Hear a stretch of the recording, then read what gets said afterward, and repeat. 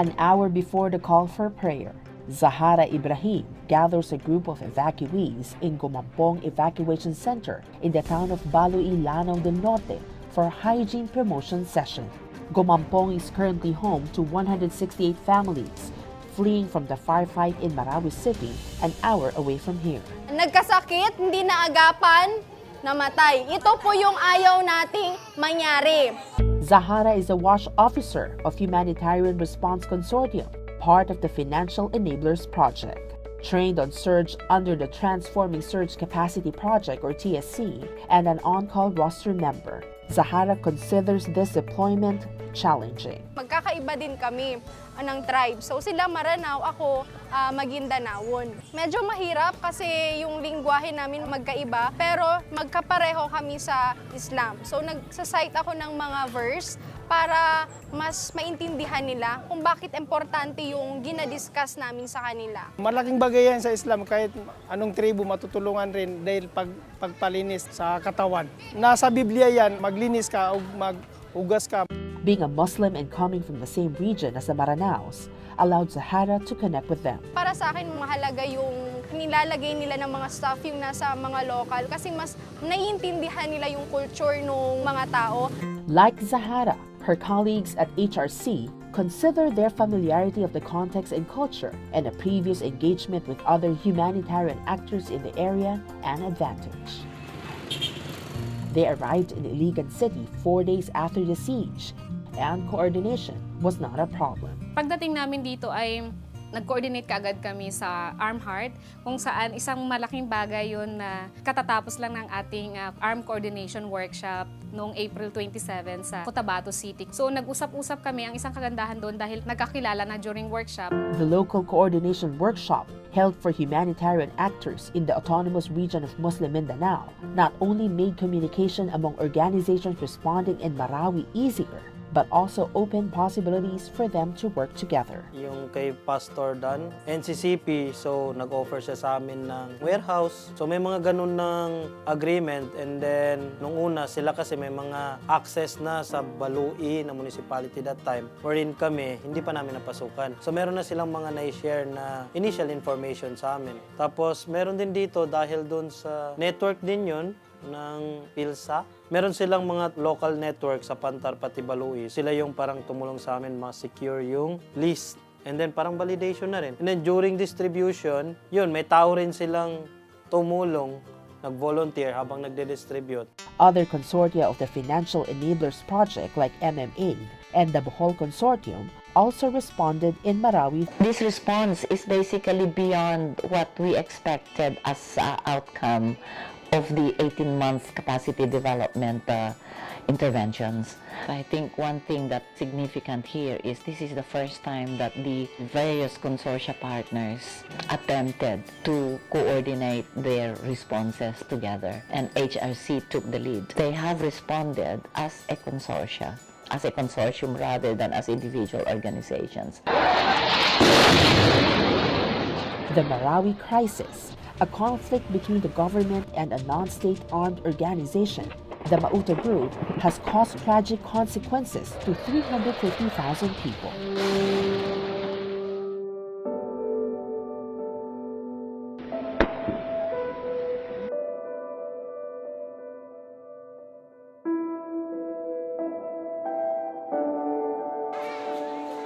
Inisip namin na sana matapos na para makauwi na kami sa aming pinanggalingan. This coordination and collaboration efforts we are seeing in Marawi can be traced back to the meetings initiated by the TSC project with the simple intention of knowing each other and the work of each organization. We had the opportunity to work together across different member agencies towards a vision of localizing surge and making it more contextualized to the country context. And this paved the way for setting up the START Fund decision-making group in the Philippines, which then made it possible for us to collaborate with each other. In the Marawi crisis, START Fund was activated. All of this was made possible by the collaboration that the DEPP projects facilitated.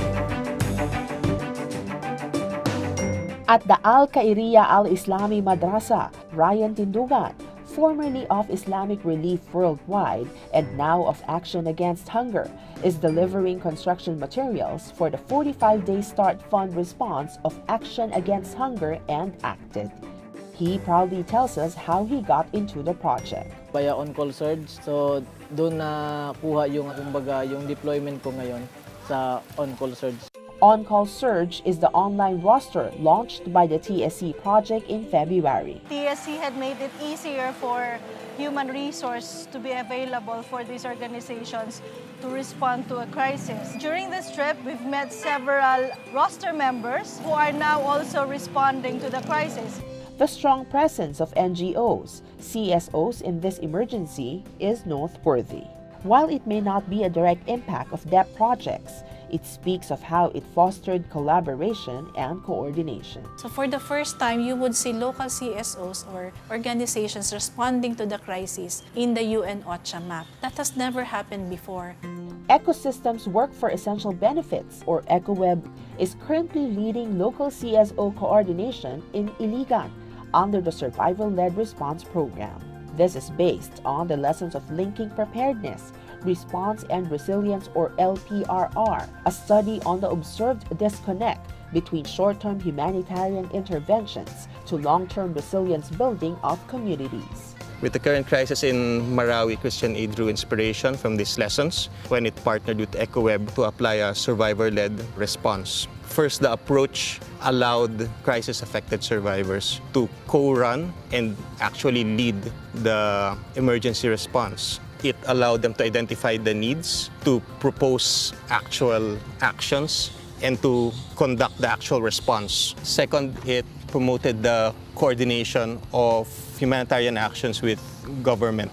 Tata and Nahida are staff of EcoWeb leading the SLR at the Maria Cristina Evacuation Center in Iligan.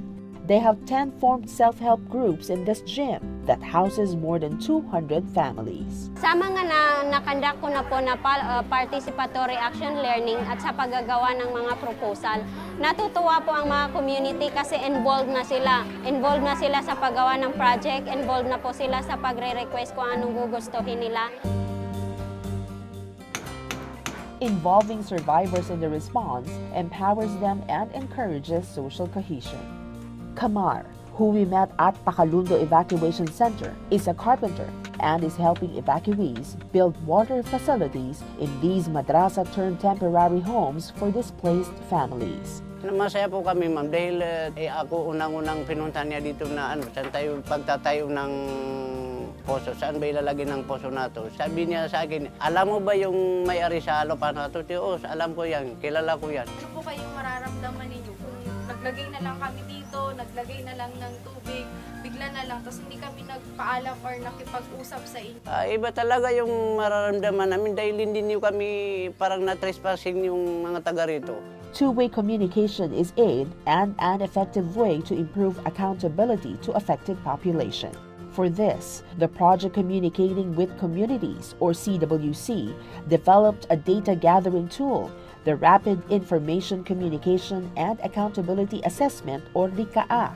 It was piloted by IOM in its Marawi response to 1,600 respondents. At first, it's just a simple administering of the form.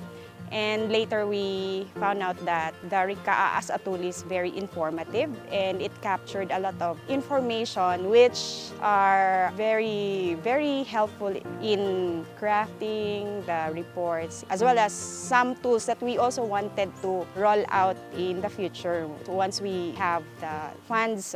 IOM uses the IOM's Displacement Tracking Matrix, or DTM, which comes with a list of default needs or facilities for people in evacuation center setting. But as 80% of the IDPs are home-based, their needs are different. And the RICAA tool helped them gather information specific to these evacuees living with their families and relatives. It's no longer the facilities, it's more on what they wanted to eat, what they need in order for the children to go to school. For example, Maranao-speaking children cannot go to a school which are not Maranao-speaking teachers because some of the children cannot speak Tagalog or Cebuano. Respect of rights and the protection of dignity of vulnerable people in the midst of a crisis is embodied by the Protection in Practice Project, or PIP. With hundreds of thousands of internally displaced persons distributed in Iligan City and neighboring towns, protection issues abound. United Youth of the Philippines, or UNIFIL, and the Pambansang Kilusanang Kababaihan sa Kanayunan, or PKKK, are PIP project partners, monitoring protection concerns in the evacuation centers and of home-based IDPs. Along with protection monitoring and provision of psychosocial support, UNIFIL also promotes a referral system and strongly advocates for protection mainstreaming in response actions. For these initiatives, the two organizations linked with other DEPP project partners. We cannot go to bigger evacuation centers because it will just cause more confusion. But we coordinated with the Iligan-based NGOs, particularly EcoWeb, HRC, and other NGOs there, because we know that it is important to have very clear coordination with the locals. PKKK is also sharing their protection in practice training to women's groups in Cagayan de Oro, as many of them are encountering IDPs in their barangays. Rasma credits the PIP training for her deeper understanding of protection. Yung mismo doon sa evacuation center, pagtingin doon sa area kung saan may safetyness ang kababaihan, lalo na sa kabataan, paano nila maprotektahan yung mga kanilang mga sarili na hindi sila ma-abuse. Sa Bangka Marawi, maganad tano, mugup tano, magpuon tano. Another protection measure is the radio program started by Ideals, a group of lawyers supported by the Financial Enablers Project. Sa Bangka Marawi is Rise Up Marawi, because we wanted the program to be the platform to inform the community that we really have hope to rise up from wherever we are. From the being evacuees to somebody who is a well-informed evacuee and at the same time empowered enough to know our rights. SOR, a broadcaster and a college dean from Marawi, was invited by Ideals to co-anchor the radio show. SOR adds that what used to be a 1-hour program has been extended to 2 because they started featuring stories of survival, hope, reconciliation, and cooperation, tales that are aimed to inspire internally displaced people to rise up from the sad plight of the siege. 6 projects implemented in different years that eventually became interconnected, allowing the creation of broad and deep relationships that proved to be crucial in the most recent Marawi response. We could have perhaps treated this as very distinct and standalone projects, but in the Philippines, we chose to coordinate and try to find the linkages across those projects. Covering a wide span of agencies, interventions, and project objectives, DEPP in the Philippines is a story of successful coordination and local capacity building, concretely demonstrated in one crisis that brought the organizations together, proving that collaboration is truly possible. So I think this is just the beginning, and we hope that there will be more projects that can really build collaboration and helping to really build capacity of the local and national civil society organizations, because not one agency can respond to any crisis. No, we really need to work together.